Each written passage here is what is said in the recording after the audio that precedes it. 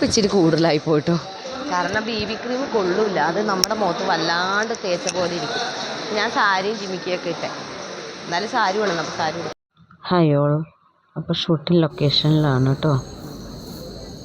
അപ്പോൾ പെരുമ്പാവൂരുള്ള ഓടക്കാലി എന്ന് പറഞ്ഞ സ്ഥലത്ത് എന്താണ് ധീരൻ എന്ന് പറയുന്ന സിനിമയുടെ ഷൂട്ടിങ് ക്രൗഡ് വർക്കിനാട്ടോ ഞാൻ പോയത്.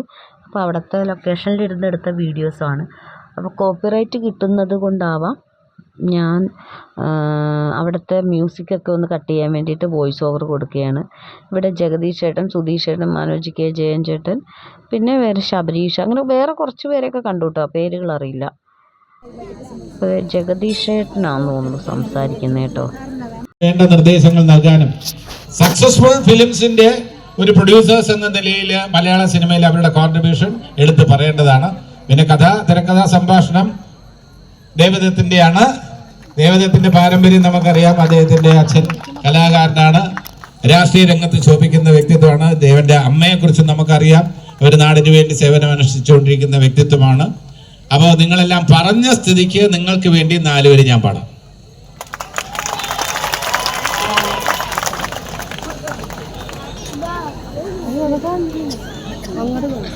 അപ്പോൾ ജഗദീഷ് ചേട്ടൻ പാടുന്നത് ഞാൻ കട്ട് ചെയ്തു കേട്ടോ. അദ്ദേഹത്തിൻ്റെ പാട്ടുണ്ടായിരുന്നു, ഒരു 3-4 വരി, ഒരു ഹിന്ദി പാട്ടായിരുന്നു പാടിയത്. അപ്പം ഞാനത് വോയിസ് ഓവർ കൊടുക്കുന്നത് കോപ്പിറൈറ്റ് ഇഷ്യൂ ഉള്ളതുകൊണ്ടാണ് കേട്ടോ. അപ്പോൾ എനിക്ക് വളരെ ഇഷ്ടമാണല്ലോ സിനിമ ലൊക്കേഷനൊക്കെ, അതുകൊണ്ടാണ് കേട്ടോ ഇങ്ങനെയുള്ള വർക്കിന് വരുന്നത്. ഒരുപാട് പ്രായമുള്ള അമ്മമാരും ചേച്ചിമാരും അനിയത്തിമാരും വരെയും അമ്മമാരും ചേട്ടൻ വലിയപ്പന്മാരൊക്കെ ഉണ്ടായിരുന്നു കേട്ടോ. അപ്പോൾ നമ്മളൊരു ഉത്സവപ്പറമ്പിൽ പോയി പരിപാടി ഗാനമേള കേൾക്കാനിരിക്കുന്ന ഒരു ഇതാണ് ഷൂട്ട് ചെയ്യുന്നത്. അപ്പോൾ കയ്യൊക്കെ അടിക്കാൻ പറയും, പാട്ടിന് എൻജോയ് ചെയ്യണ പോലെ തലയാട്ടാനൊക്കെ പറഞ്ഞിരുന്നു. അതൊക്കെ ചെയ്തിരുന്നു കേട്ടോ.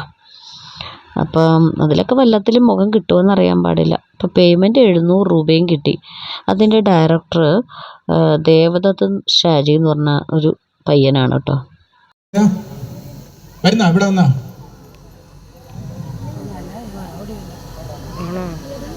രാജേഷ് മാധവനാണ് ഇതിൽ ധീരനായിട്ട് അഭിനയിക്കുന്നത്. വന്നിട്ടുണ്ടോ രാജേഷ്? എത്തിയോ? എത്തിയവരെ പരിചയപ്പെടുത്താം, നാട്ടുകാർക്ക് വേണ്ടി പരിചയപ്പെടുത്താം. എത്തിയവര് ആരെങ്കിലും എത്തിയിട്ടുണ്ടോ? ആരെത്തി? ആഹാരത്തിനേക്കാളും പ്രാധാന്യമുള്ള കാര്യമല്ലേ ഇതൊക്കെ ഇവിടെ വരേണ്ടത്. ഞാനൊക്കെ നേരത്തെ ആഹാരം കഴിച്ചു, എന്നെ കണ്ടുപിടിക്കാറുണ്ട്. ഇതൊക്കെ മനസ്സിലാക്കിയിട്ട് ഞാൻ നേരത്തെ ആഹാരം കഴിച്ചു. ആര് വന്നു? ഡ്രോൺ ഉണ്ടല്ലേ? മഴ പെയ്യുന്നുണ്ടോ? ഓക്കെ, അത് നമുക്കൊന്നും ചെയ്യാൻ പറ്റില്ല. അപ്പോൾ പിന്നെയും പാട്ടാണ് കേട്ടോ. അപ്പോൾ ഗാനമേള ആണ് ചിത്രീകരിക്കുന്നത് ഈ സിനിമയിൽ, ഒരു അമ്പലപ്പറമ്പിലുള്ള. അപ്പോൾ അതിന് വേണ്ടിയിട്ട് ഒറിജിനൽ പാട്ടുകാരെ തന്നെയാണ് കൊണ്ടുവന്നിരിക്കുന്നത്. അപ്പോൾ അവർ ഇടയ്ക്ക് പാട്ട് പാടുകയും ഞങ്ങളെ കൊണ്ട് ട്രയൽ എടുപ്പിക്കുകയും ഷൂട്ടിന് അല്ലാതെയും വെറുതെയും പാട്ടുകൾ പാടി നമ്മളെയൊക്കെ രസിപ്പിച്ചുകൊണ്ടിരുന്നു കേട്ടോ. നല്ല എൻജോയബിൾ ആയിരുന്നു കേട്ടോ അത്. നായകനായ രാജേഷ് മാധവനെ ഈ വേദിയിലേക്ക് ഞാൻ ക്ഷണിച്ചുകൊള്ളുന്നു. രാജേഷ് മാധവനെ പിടിച്ചോണ്ട് വരാനും ഞാൻ നിങ്ങളോട് ക്ഷണിച്ചുകൊള്ളുന്നു. ആരുടെ അവിടെ?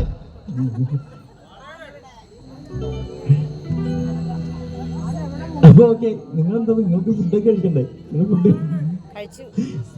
Thank you.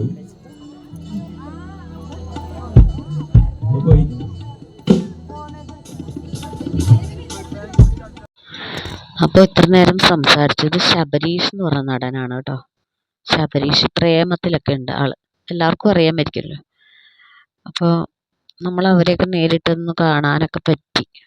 പിന്നെ പണ്ടത്തെ പോലെ ഒരു സിനിമാ നടനെയൊക്കെ നടിമാരെയൊക്കെ കണ്ട് ഓടിച്ചെന്ന് ഫോട്ടോ എടുക്കൽ പിന്നെയുണ്ട്, ഓട്ടോഗ്രാഫ് വാങ്ങിക്കലൊക്കെ ഇപ്പം ഇല്ല.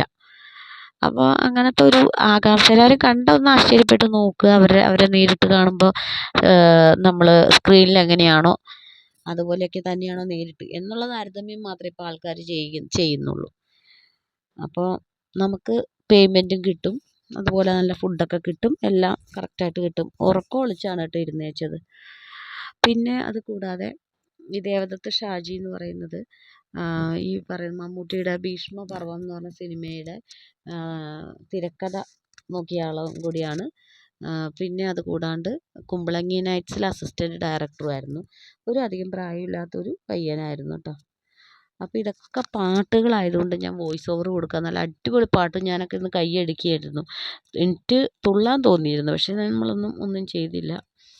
അപ്പോൾ നമ്മൾ ഈ പറഞ്ഞ പോലെ ആൾക്കാർ നമ്മൾക്ക് കുറച്ച് പേർക്കൊക്കെ കേട്ടോ ഈ ഷൂട്ടിങ്ങിനൊക്കെ പോകുമ്പോൾ എല്ലാവരും വിചാരിക്കും നൈറ്റ് ഷൂട്ട് എന്താ പരിപാടി, അവൾ എന്തിനൊക്കെയാണ് പോകുന്നത് എന്നൊരു ഡൗട്ട് എല്ലാവർക്കും ഉണ്ടാവും. എന്ത് വിശ്വസിച്ചാണ് അങ്ങനെ പോകുന്നതെന്ന്. പക്ഷെ ക്രിസ്റ്റൽ ക്ലിയർ ആയിട്ട് വളരെയധികം സേഫായിട്ടാണ് നമ്മളെ കൊണ്ടുപോവുകയും നമ്മൾ പരിപാടിക്ക് നിൽക്കുകയും അതുപോലെ തിരിച്ചാക്കുന്നതൊക്കെ വളരെ സേഫും ലേഡീസിനൊന്നും ആരുടെയും ഒരു ശല്യമോ കാര്യങ്ങളോ ഒന്നും ഇല്ലാണ്ടാണ് ഞങ്ങൾ പോയിടത്തൊക്കെ ഉണ്ടായിട്ടുള്ളത്. ഞങ്ങളോടൊക്കെ മറ്റുള്ളവർക്കൊക്കെ എന്തെങ്കിലും ബുദ്ധിമുട്ടുണ്ടായിട്ടുണ്ടാവാം, നമ്മുടെ സെറ്റിലല്ലെങ്കിൽ പോലും. ഉള്ളവരത് പറയുന്നുണ്ട്, ഇല്ലെന്നല്ല. പക്ഷെ എല്ലാവരും അങ്ങനെ ബുദ്ധിമുട്ട് സഹിക്കുന്നവരും അതിന് എന്തെങ്കിലും മോശം ഫീൽഡ് ഈ ഒരു കാര്യത്തിൽ ഏതെങ്കിലും മോശമായ കാര്യങ്ങളുണ്ടെങ്കിൽ അതിലൊന്നും ഇൻവോൾവ്ഡ് ആയി നടക്കാൻ വേണ്ടിയല്ല ഓരോ ലേഡീസോടെ വരുന്നത്. അത്യാവശ്യം ചില്ലറ കിട്ടുമല്ലോ എന്നോർത്താണ്. അപ്പോൾ തിരിച്ചു വന്നപ്പോൾ ബസ്സിലുള്ള വീഡിയോയും കൂടെ ഞാൻ പകർത്തിയിട്ടുണ്ട്. കൊച്ചാമ്പിള്ളേരാട്ടോ നമ്മുടെ അടുത്ത്, പെൺപിള്ളേരും ആമ്പിള്ളേരും നമ്മുടെ അടുത്ത് നിന്ന് തുള്ളിക്കൊണ്ടിരിക്കുന്നത്. വെളുപ്പിനെ പോന്നെ കേട്ടോ, 5 മണി 5:30 ആയപ്പം. ഒട്ടും ഉറങ്ങാതെയാണ് ആ കണ്ണൊക്കെ അങ്ങനെ ഇരിക്കുന്നത്. അപ്പം നമ്മുടെ ഒരു കൂട്ടുകാരി, എനിക്കൊരു സ്വന്തം കൂട്ടുകാരിനെ അവിടെ വെച്ച് പരിചയപ്പെട്ടു. അവളുടെ മക്കളും ഉണ്ടായിരുന്നു, ഷീജയും മക്കളും. ഞാൻ ഒട്ടും ഉറങ്ങാതെ ആ ഇരിപ്പിരിക്കുന്നത്. പിന്നെ ഈ ആമ്പിള്ളേരൊക്കെ കൊച്ചു പിള്ളേരാട്ടോ. പെൺപിള്ളേരും ആമ്പിള്ളേരും ഞാനൊക്കെ ഇട്ടിരുന്ന് അതിൻ്റെ ഇടയിൽ നിന്ന് കളിച്ചു. അതുകൊണ്ട് നമ്മുടെ അവിടെ ഒരു ചേച്ചി അവിടെ നിന്ന് കളിക്കണ കണ്ടോ. പിന്നെ എല്ലാവരും നല്ല എൻജോയബിളായിട്ട് എൻജോയ്മെൻറ്റിലായിരുന്നു അവിടെ നിന്ന് എല്ലാവരും തിരിച്ചു പോന്നുകൊണ്ടിരുന്നത്, വണ്ടിയിൽ പോകുന്നത്. അപ്പോൾ ഈ പിള്ളേർ എന്ന് പറയുമ്പോൾ നല്ല കമ്പനിയായിരുന്നു. അതുകൊണ്ടാണ് അവരുടെ വീഡിയോയും കൂടെ ചേർത്തെടുത്തത് കേട്ടോ. അവരവിടെ നിന്ന് കളിക്കണമെന്ന് മാത്രമേ ഉള്ളൂ. ചെറിയ കുട്ടികളാകുമ്പോൾ നമുക്ക് അങ്ങനെ നമ്മുടെ മക്കളെക്കാളും എൻ്റെ മോളെക്കാളും കുറച്ചും കൂടെ മൂപ്പൊക്കെയല്ലേ അവരുള്ളൂ. അപ്പോൾ ആ രീതിക്കാണ് കേട്ടോ നമ്മൾ കണ്ടിട്ടുള്ളൂ. എന്നുവെച്ചാൽ അവർ നിന്ന് കളിക്കുമ്പോഴേ നമുക്ക് ശല്യമോ അങ്ങനെയൊന്നും വിചാരിക്കേണ്ട ആവശ്യമില്ല. ഡാൻസ് കളിക്കുമ്പോൾ നമ്മുടെ അടുത്തൊക്കെ ഒന്ന് കളിക്കുമായിരിക്കും, നമ്മളതങ്ങനെ മൈൻഡ് ചെയ്യേണ്ട കാര്യമില്ല. ഞങ്ങളും എൻജോയ് ചെയ്ത് തിരിച്ചു വന്നത് കേട്ടോ. അപ്പോൾ ഒരു രസകരമായിരുന്നു യാത്രയും ഷൂട്ടും. ടൂറ് പോണ പോലെ ആയിരുന്നു അതെല്ലാം. അപ്പോൾ രസമായിരുന്നു എന്ന് പറയുക. പിന്നെ വേറെ എന്താണ്, പിന്നെ ഇത് ഞാൻ കഴിഞ്ഞ ദിവസം മാർച്ച് പാസ്റ്റിന് പോയ വീഡിയോ ആണ്. എൻ്റെ മോളും ഉണ്ടായിരുന്നു കേട്ടോ. അതായത് മിനിഞ്ഞാന്ന് എൻ്റെ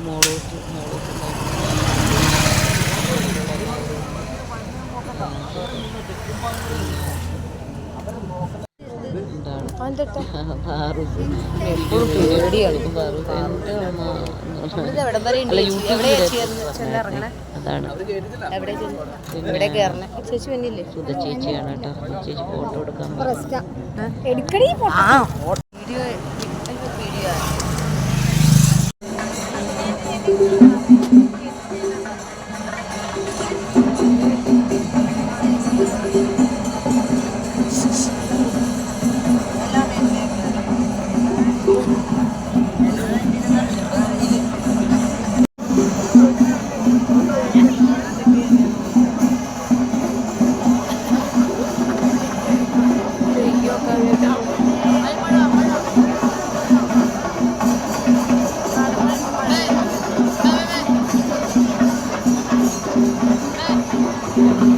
പ്രകടനമായി വന്നിട്ടുള്ള പ്രതിപക്ഷ നേതാക്കളും വിചിത്രമായ കസേരകളിൽ